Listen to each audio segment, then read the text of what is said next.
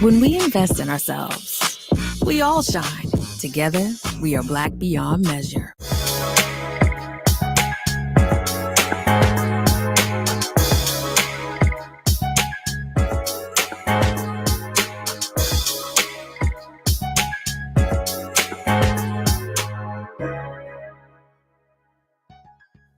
I'm Deborah Owens, America's Wealth Coach, and it's time to get wealthy. You're going to learn exactly what you need to know and do to finally achieve the level of financial success you deserve. The average student loan balance for African Americans is $30,000.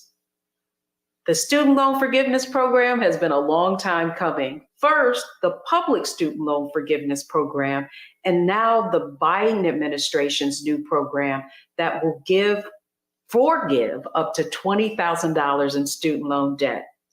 That's why I'm excited to have back on Get Wealthy to explain it all to us, our financial wellness advocate. But here are the 3 things that you may not know about this student loan program. The first thing is that the Biden Student Loan Forgiveness Program will forgive a maximum of $20,000. The other thing is that your income must be under $125,000, or if you're married or joint income is $250,000. And then finally, you need to be on the watch because those applications apparently will be coming out in October. And that's why this is so timely. Joining me today is Dr. Tisa Silver-Kennedy. She is a financial wellness advocate and has helped help families pay off over a $75 million in student loan debt. She is also the author of Borrowing While Black. Let's welcome Dr. Tisa Kennedy to the program. Thanks so much for coming on again, Tisa. Thank you for having me, Deborah. You know, it's always a pleasure to visit you. Well, it's a pleasure to have you because, man, it's like these things are coming out fast and furious. But before we get started on this new program, I would like for you to give us an update on the public student loan forgiveness program, because if I'm not mistaken, it's coming upon its kind of sunset where you may not be able to take advantage of all the changes that they've made. Yes, so last fall, the Biden administration enacted something called the limited PSLF waiver. And the PSLF waiver provides an opportunity for people to gain credit for past payments that would have been rejected under the program's original rules.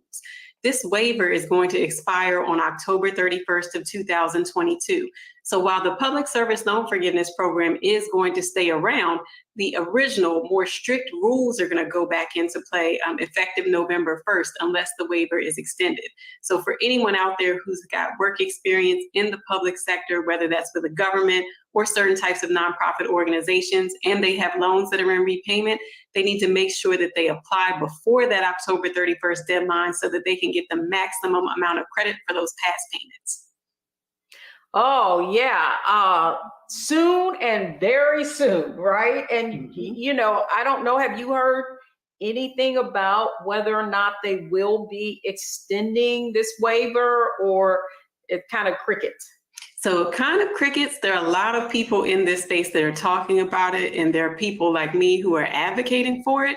So I'm hopeful that we'll hear something soon, but as of right now, the waiver is set to expire on October 31st. Excellent. And I want our audience to understand, listen, if you have public service or you know of someone who does, then you need to really get on top of this and not miss your opportunity. Because what I know, Tisa, is all the information that you've provided the Wealthy You community with. We have had several of our members have, you know, almost 6 figures forgiven, 30,000 forgiven. And so this is real critical that we take advantage of it. But now I want to shift to this new program and why it's different. So the first was the Public Student Loan Forgiveness Program, which was already instituted, but most people somehow could never be approved.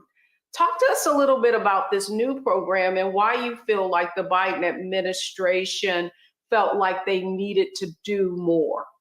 Okay, so the new program was announced on August 24th, and it includes 3 components. The first component is this payment pause that we've been in since March of 2020 was extended, and so now payments are expected to resume in January of 2023. The second part is that cash relief that everyone wants to know about, the $10,000 or up to $20,000 worth of student loans being canceled. The third part of the plan is to actually create a new repayment plan that would lower the amount of money that borrowers would be asked to pay each month when they use a repayment plan that's based on their income. I think that the Biden administration, by implementing this plan, is admitting that there have been several serious faults within the higher education financing system, and that this plan is a step in the right direction to providing remedy for some of those past harms, but also ensuring that repayment is more manageable going forward. As for the $20,000 worth of relief, people need to know, as you mentioned earlier, there are income limitations. So if you are an individual, your adjusted gross income for either 2020 or 2021 should be under $125,000. And if you're a married borrower or a person who files as head of household, then your AGI needs to be under $250,000 to take advantage of this cancellation relief. The $10,000 is for borrowers. An additional $10,000 will be for borrowers who also received Pell Grants.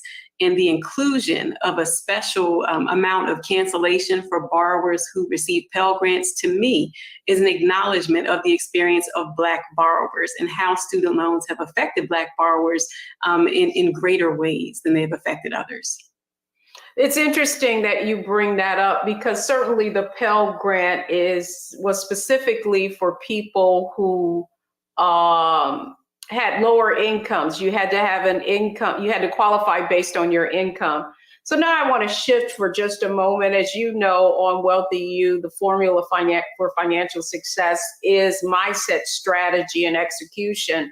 And so I want to start with mindset because I feel like you have a lot of experience now with people who have taken advantage of this program and actually gotten relief, right? And I do feel like, and what I have found, not feel, but what I have found is whenever there's paperwork involved or whenever you have to produce receipts, if you will, sometimes that can be a little intimidating for people. So I want to start with the mindset aspect of this. What type of mindset does our audience need to have in order to make sure that they are able to take advantage of this new program? So I am going to bring up something that you always say, which is that you cannot fix what you will not face. And I might have messed that up a little bit, but you get the point. No, that's right. Go ahead. That was good. For many people, student loans, especially since we've been in this payment pause since March of 2020, it's been very easy to just ignore them, to act as if they don't exist because the payments are not required. But payments will resume at some point. And right now, we're expecting that to happen around January of 2023. So for people who have kind of gotten comfortable not thinking about the student loans and relaxing in this period of not having to make payments, there are benefits that you could miss out on if you don't take a hard look at those student loans and determine whether you're eligible for public service loan forgiveness, or if you're eligible for the $10,000 or $20,000, or also pay attention to when the application comes out for that broad cancellation. So I think it all begins with facing it. That means taking a look at all student loans that you have, whether it's federal or private. And after you know how much you have, then you can move to the next step, which is developing your strategy to get to that zero balance. And that's exactly where we're going to go next. However, one of the things, the reason I want to double click on this mindset, and you brought up a really good point, and that is, kind of what we don't see doesn't exist, right? Or, the fact is that you cannot change what you will not acknowledge. And, what we fear and is facing that. And I can recall one of our Wealthy You members who you were able to guide in reapplying really for public student loan forgiveness. She was done, right? She just felt like this would not apply.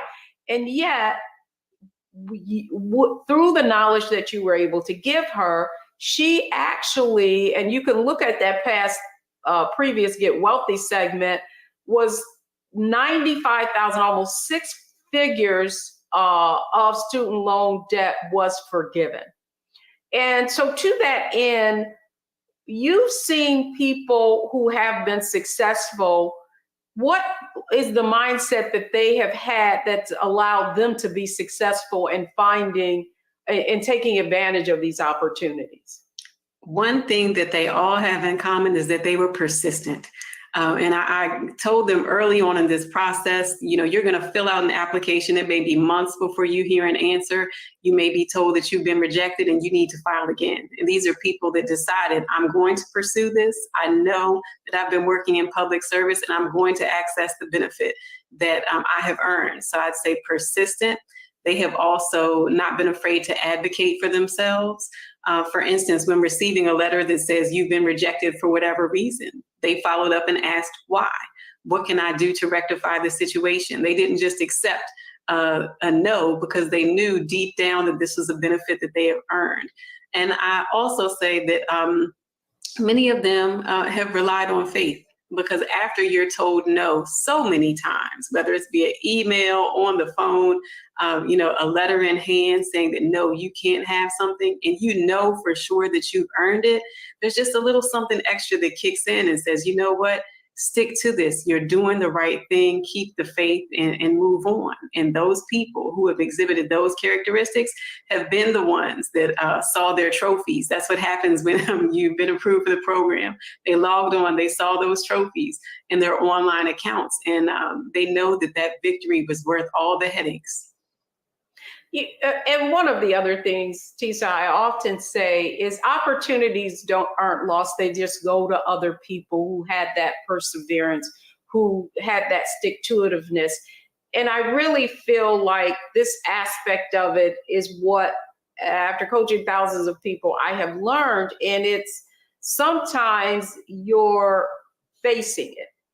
And facing it means really looking at the amount of debt that has accumulated plus interest. And so that's one of the reasons people get paralyzed in fear, is because it can be overwhelming. And so to that end, the next question I have for you is, how do I go about actually obtaining information on all of the loans that I have outstanding and what type of loans they are? Great.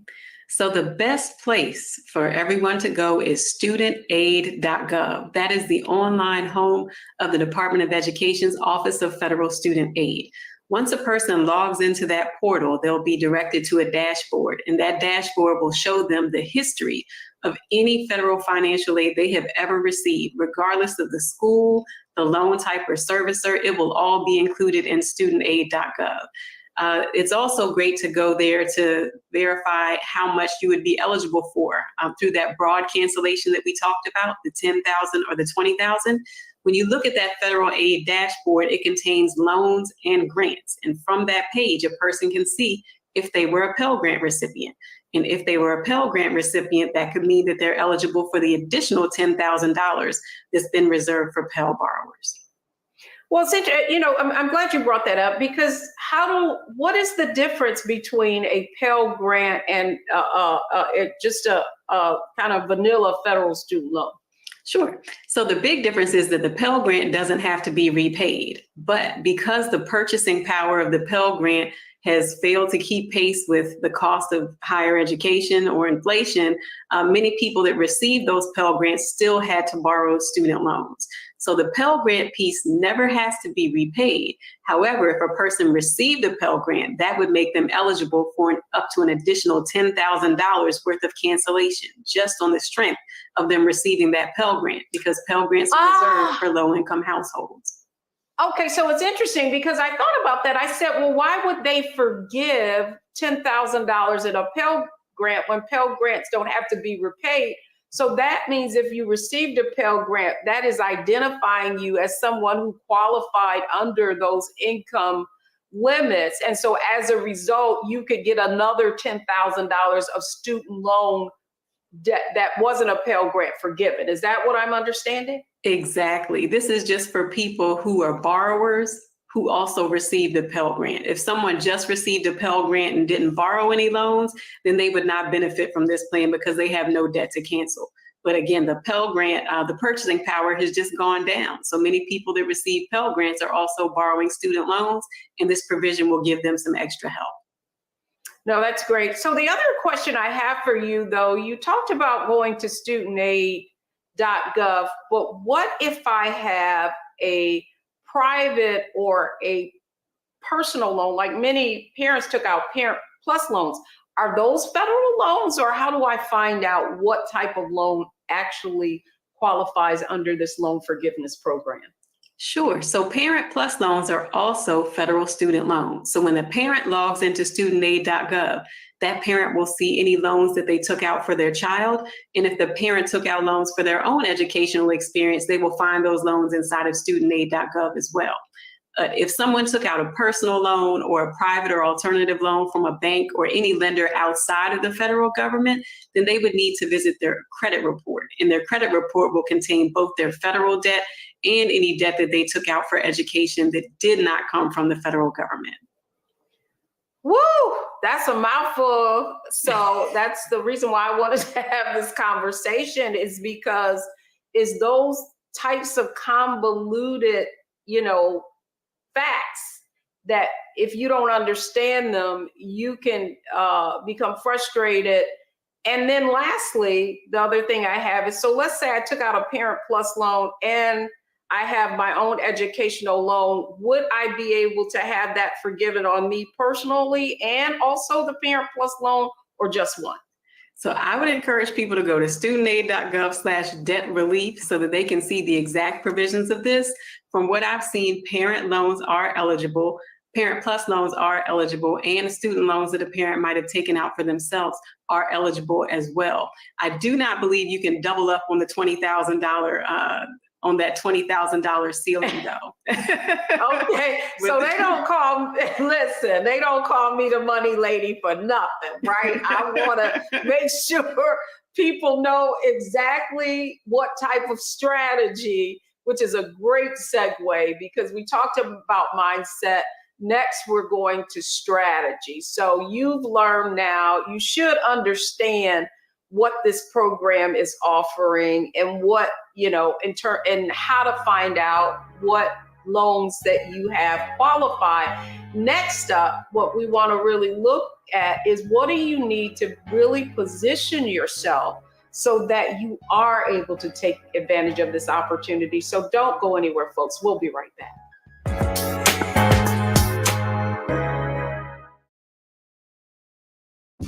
When we invest in ourselves, we're investing in what's next for all of us. Growing, creating, making moves that move us all forward. Together, we are Black beyond measure. When you talk about Blackness and what happens in Black culture, we're about covering these things that matter to us, speaking to our issues and concerns. This is a genuine people-powered movement. There's a lot of stuff that we're not getting. You get it, and you spread the word. We wish to plead our own cause. Too long have others spoken for us. We cannot tell our own story if we can't pay for it. This is about covering us. Invest in Black-owned media. Your dollars matter. We don't have to keep asking them to cover our stuff. So please support us in what we do, folks. We want to hit 2,000 people, $50 this month, raise $100,000. We're behind 100,000, so we want to hit that. Y'all money makes this possible. Take some money orders. Go to P.O. Box 57196, Washington, D.C. 20037-0196. The Cash App is $RM Unfiltered. PayPal is R Martin Unfiltered. Venmo is RM Unfiltered. Zelle is Roland@RolandSMartin.com. Pull up a chair. Take your seat. The Black Tape with me, Dr. Greg Carr, here on the Black Star Network. Every week, we'll take a deeper dive into the world we're living in. Join the conversation only on the Black Star Network. When we invest in ourselves, we all shine. Together, we are Black beyond measure.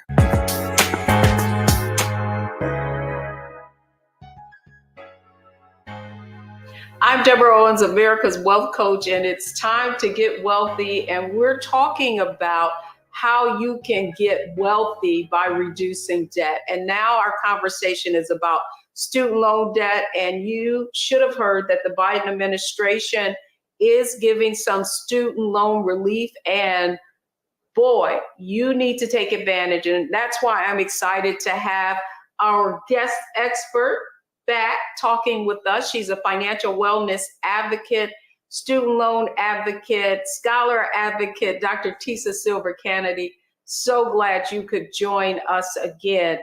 So again, whenever these programs come out, sometimes it can be convoluted. And I know people might have just heard that last segment and said, man, that's a lot, right? So we're breaking it down. So it's not enough to understand a program.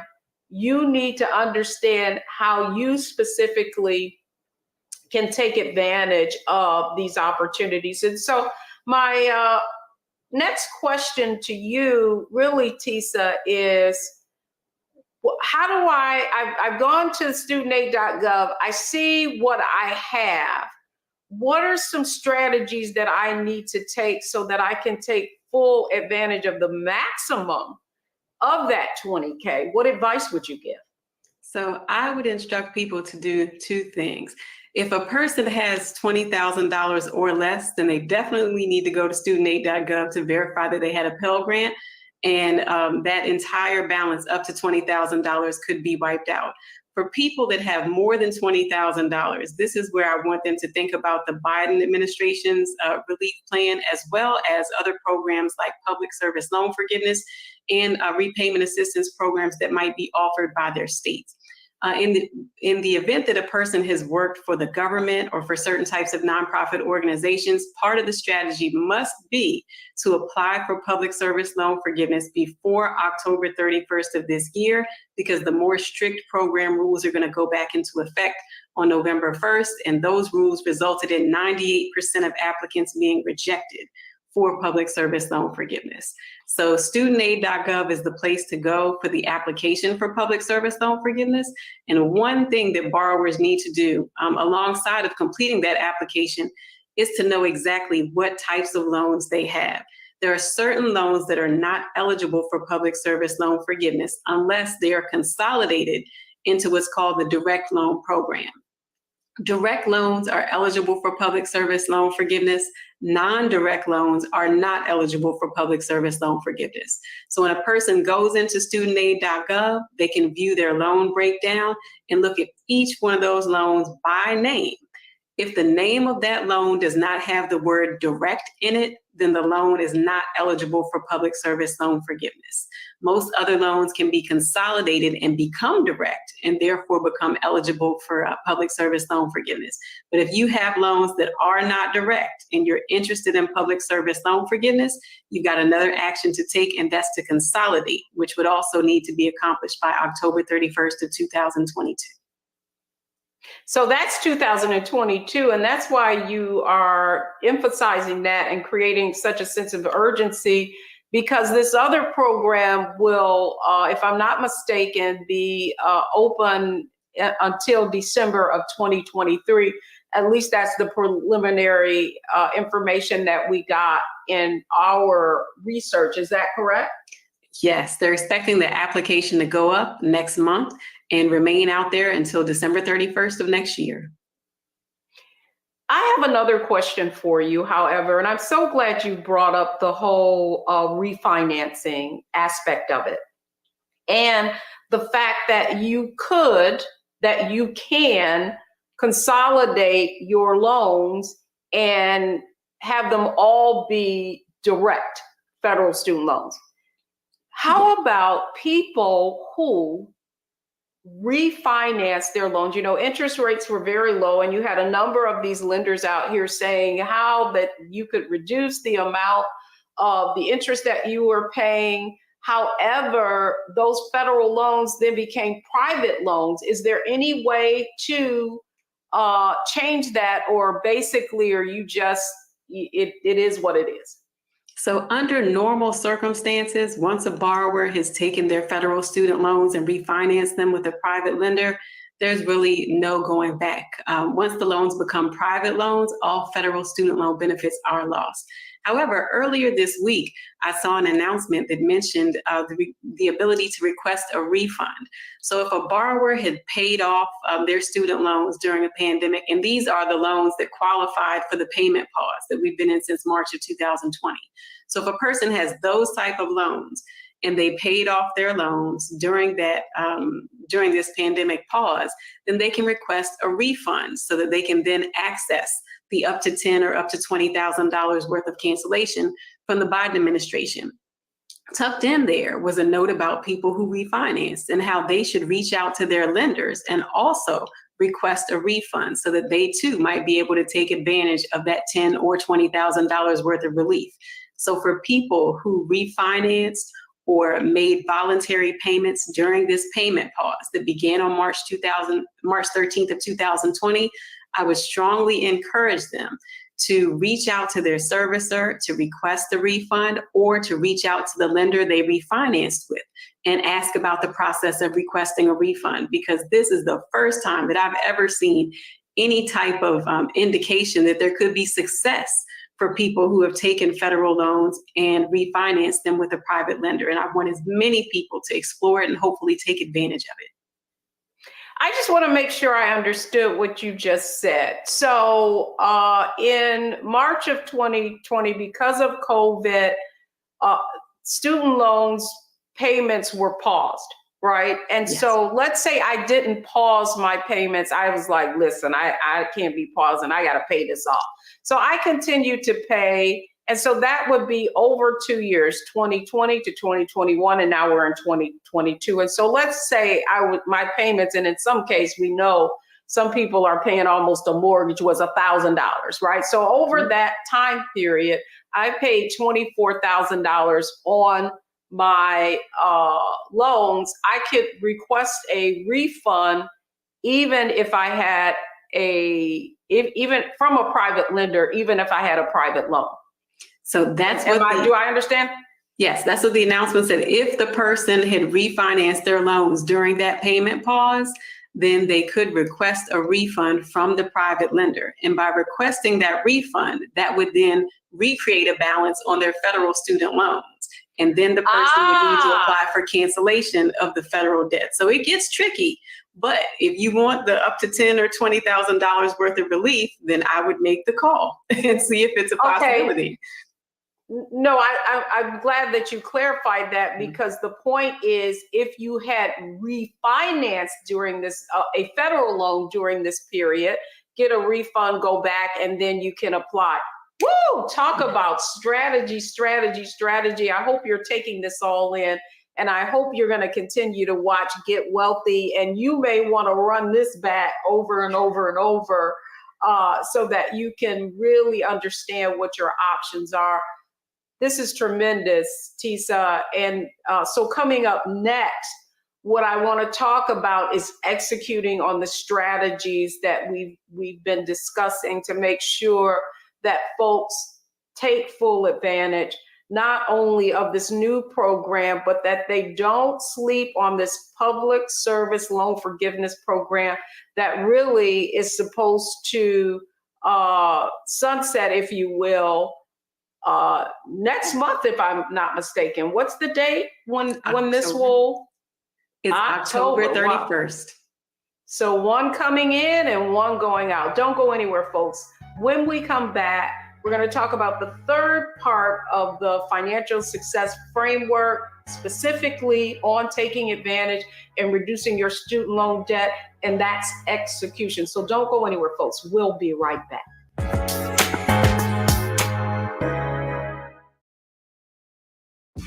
When we invest in ourselves, we're investing in what's next for all of us. Growing, creating, making moves that move us all forward. Together, we are Black beyond measure. Hi, I'm Dr. Jackie Hood Martin, and I have a question for you. Ever feel as if your life is teetering and the weight and pressure of the world is consistently on your shoulders? Well, let me tell you, living a balanced life isn't easy. Join me each Tuesday on Black Star Network for A Balanced Life with Dr. Jackie. We'll laugh together, cry together, pull ourselves together, and cheer each other on. So join me for new shows each Tuesday on Black Star Network, A Balanced Life with Dr. Jackie.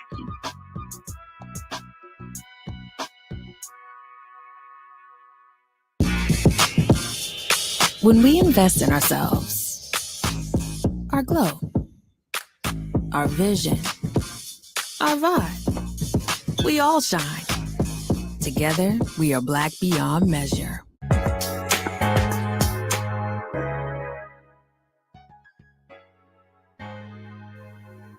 I'm Deborah Owens. This is Get Wealthy, and we're talking about getting wealthy by reducing your debt, student loan debt specifically. You should know that one of the ways you increase your net worth is either by increasing the value of your assets or reducing debt. And that's exactly what we want to make sure you take advantage of with this new program from the Biden administration that allows up to $20,000 in loan forgiveness.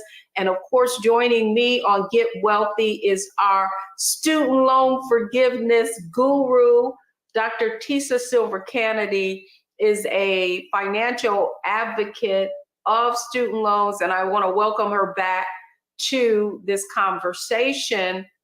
And now talk a little bit about, okay, execution. right? So we covered a lot. If people are going to take advantage of the public student loan forgiveness and this program, what are the things that they need to do to get the process moving? Okay. So there are two different processes. I'll go through the one for public service loan forgiveness first, since we've got a deadline that's coming up on October 31st of 2022. The first thing the borrower needs to do is log into studentaid.gov and verify their loan types, because the type of loans that a borrower has will let them know their next steps. If there are any loans in that portfolio that are not direct, then those loans would need to be consolidated into the direct loan program, because direct loans are eligible for public service loan forgiveness. Once the borrower knows their loan types, they'll be able to determine whether they need to consolidate. And after they've settled the loan side of this, then they move on to tackle the employment. For people that have worked for government at any level, but also 501c3 tax exempt organizations, as well as some other nonprofit organizations, they'll need to complete the PSLF application to document their employment. That application can also be found on studentaid.gov, and just click on Manage Loans and Public Service Loan Forgiveness. So as long as their paperwork is in by October 31st of 2022, they'll be considered for public service loan forgiveness using this newer set of more relaxed rules that came about with the limited waiver. As for people who are interested in the broad relief through the Biden administration's plan, the application for that plan is forthcoming. It's expected to come out in early October. In the meantime, I would encourage people to go to studentaid.gov/debt relief. And if they'd like, sign up for updates related to that relief plan and the application for student debt cancellation, just to make sure that they're staying in the loop and that they can fill out the application as soon as it's made available. Woo, so the point is that, folks, you need to make sure that you get all your ducks in a row.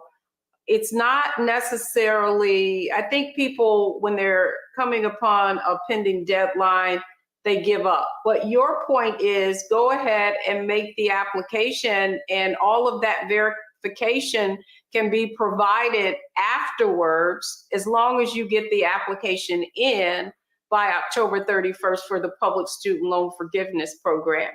Now, secondly, though, on this new program, the applications are not even available yet. What are you going to have to do? What paperwork should people have in place in order to verify their income eligibility? So they haven't told us yet what the application is going to entail, but when the announcement came out, they pledged that it would be simple. So I'm hopeful that it is simple. I know that the application for consolidating loans requires people to who want to use certain plans to transfer information from their most recent tax transcript. So that could be a possibility. We've also heard that they might allow people to self-report income and then go about some selective auditing. So for right now, the best thing they can do is stay tuned and go to studentaid.gov/debt relief to sign up for updates about the application's availability, as well as the information that it's going to require. Yes, thank you for that, Tisa, because one of the other things that I read was that for those people who have filled out a FAFSA application where they've already had to qualify for their income or have proof of income through that application, that it may be that they're if they've already got the information internally, that they will automatically get access to that. So this has been a wealth of information.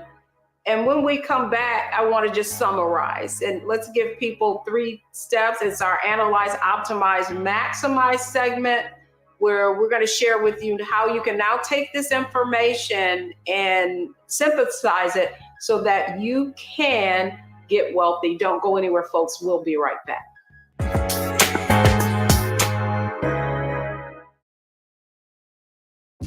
When we invest in ourselves, we're investing in what's next for all of us. Growing, creating, making moves that move us all forward. Together, we are Black beyond measure. When you talk about blackness and what happens in Black culture, We're about covering these things that matter to us, speaking to our issues and concerns. This is a genuine people-powered movement. A lot of stuff that we're not getting. You get it, and you spread the word. We wish to plead our own cause. Too long have others spoken for us. We cannot tell our own story if we can't pay for it. This is about covering us. Invest in Black-owned media. Your dollars matter. We don't have to keep asking them to cover our stuff. So please support us in what we do, folks. We want to hit 2,000 people, $50 this month, raise $100,000. We're behind 100,000, so we want to hit that. Y'all money makes this possible. Checks and money orders go to PO Box 57196, Washington, D.C. 20037-0196. The Cash App is $RM Unfiltered. PayPal is R Martin Unfiltered. Venmo is RM Unfiltered. Zelle is roland@rolandsmartin.com. When we invest in ourselves, we all shine. Together, we are Black beyond measure.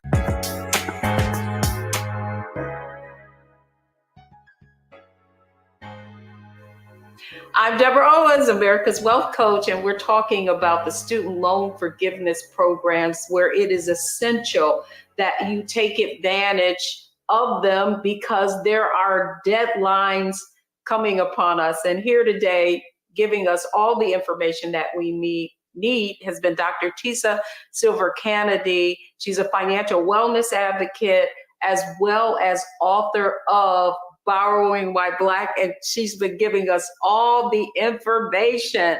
So Tisa, let's summarize because we covered a lot. Analyze, optimize, maximize. So on the analyze part of it, what's essential there for folks to do? What's essential there is evaluating whether they're eligible for multiple relief plans. We have public service loan forgiveness that's designed to forgive debt for people who've worked for the government or for certain types of nonprofit organizations. And then we have that broader relief that's available to federal student loan borrowers in the amount of up to $10,000 or $20,000.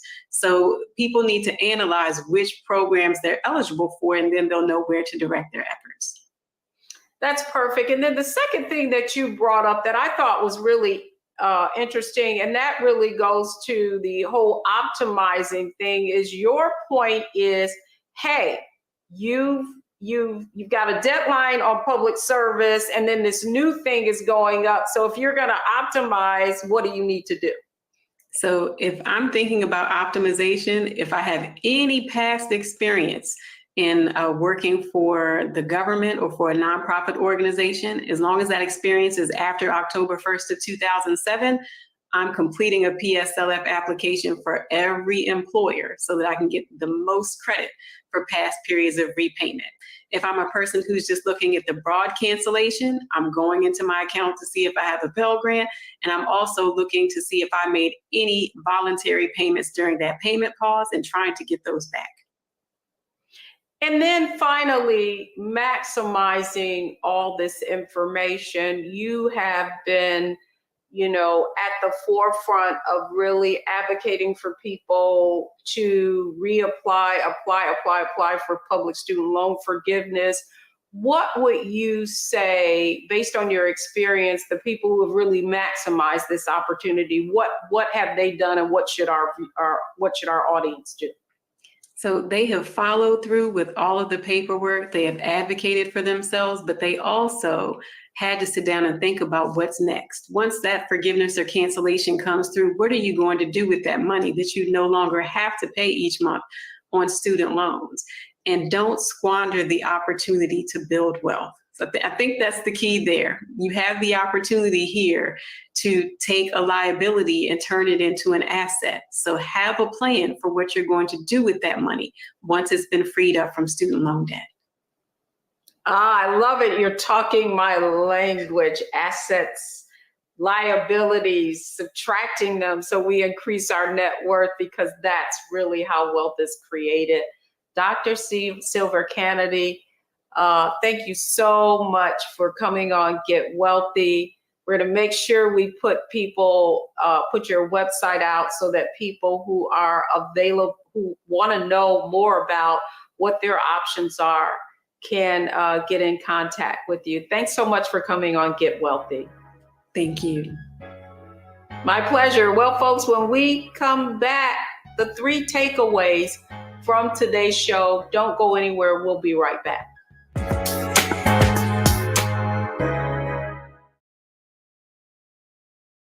When we invest in ourselves, we all shine. Together, we are Black beyond measure. Hatred on the streets, a horrific scene, a white nationalist rally that descended into deadly violence. White people are losing their damn minds. An angry pro-Trump mob storms the U.S. Capitol. We're about to see the rise of what I call white minority resistance. We have seen white folks in this country who simply cannot tolerate Black folks voting. I think what we're seeing is the inevitable result of violent denial. This is part of American history. Every time that people of color have made progress, whether real or symbolic, there has been what Carol Anderson at Emory University calls white rage as a backlash. This is the rise of the Proud Boys and the Boogaloo Boys. America, there's going to be more of this. Here's all the Proud Boys, guys. This country is getting increasingly racist in its behaviors and its attitudes because of the fear of white people. The fear that they're taking our jobs, they're taking our resources, they're taking our women. This is white fear.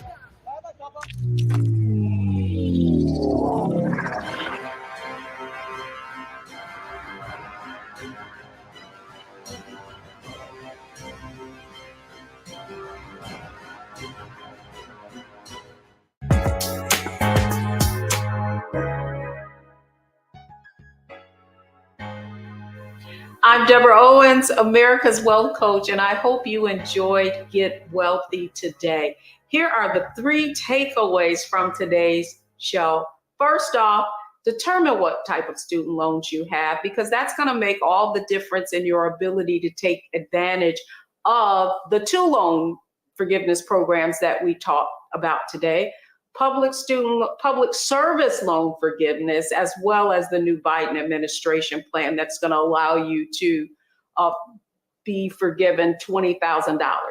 Secondly, get your paperwork in order, document your income. One of the other points that Dr. Tisa made today was to document your income, and that it's based on adjusted gross income. I thought that was extremely helpful. And then finally, that you're going to have until December of 2023 to take advantage of the new program. But based on what we know when this program aired, that the public student loan forgiveness program, that information has to be submitted by October 31st. That's going to do it for me. I hope you enjoyed Get Wealthy. And most importantly, I hope that you take action. I'm Deborah Owens, America's Wealth Coach. Thank you for watching Get Wealthy only on Black Star Network.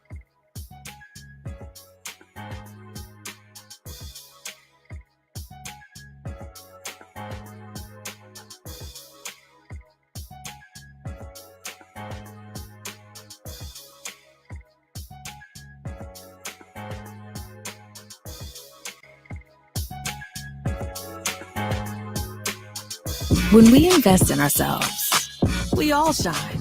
Together, we are Black beyond measure. When you talk about Blackness and what happens in Black culture, we're about covering these things that matter to us, speaking to our issues and concerns. This is a genuine people-powered movement. A lot of stuff that we're not getting. You get it, and you spread the word. We wish to plead our own cause. Too long have others spoken for us. We cannot tell our own story if we can't pay for it. This is about covering us. Invest in Black-owned media. Your dollars matter. We don't have to keep asking them to cover our stuff. So please support us in what we do, folks. We want to hit 2,000 people, $50 this month, raise $100,000. We're behind $100,000, so we want to hit that. Your money makes this possible. Take some money orders. Go to P.O. Box 57196, Washington, D.C. 20037-0196. The Cash App is $RM Unfiltered. PayPal is R Martin Unfiltered. Venmo is RM Unfiltered. Zelle is Roland@RolandSMartin.com.